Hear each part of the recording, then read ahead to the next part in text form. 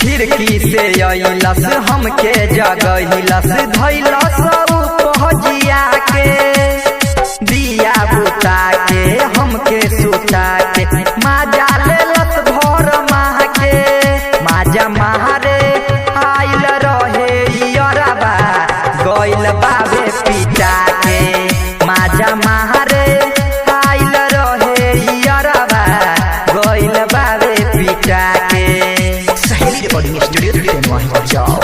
माजा मारे आइल रहे यरबा गइल बाबे पिटा के अरमान सिद्दीकी माजा मारे आइल रहे यरबा गइल बाबे पिटा के।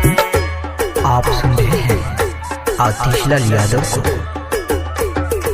आतिशलाल यादव को माना कैली बाकी मानल न बात के मिले आइल रहे सखी 8 बजे रात के सखी कहाँ बताए 8 बजे रात के माना कैली बाकी मानल न बात के मिले आइल रहे सखी 8 बजे रात के गइल बाबे टेंशन बढ़ा के माजा मारे आइल रहे यरबा गइल बाबे पिटा के माजा मारे आइल रहे यरबा गइल बाबे पिटा के। सहेली रिकॉर्डिंग स्टूडियो ट्रेन वहीं जाओ। माजा मारे आइल रहे अरमान सिद्दीकी माजा मारे आइल रहे यरबा गइल बाबे पिटा के। आप सुन रहे हैं आतिशलाल यादव को। आतिशलाल यादव को हरदम रहेले खखुआइल ये सखी ओकरे चक्कर में भइल दूर गहती रे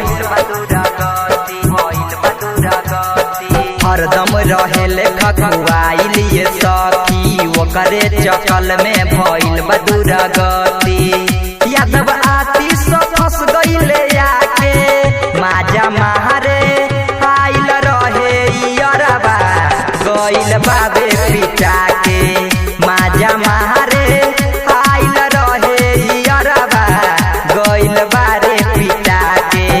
सहेली रिकॉर्डिंग स्टूडियो ट्रेन वहीं जाओ।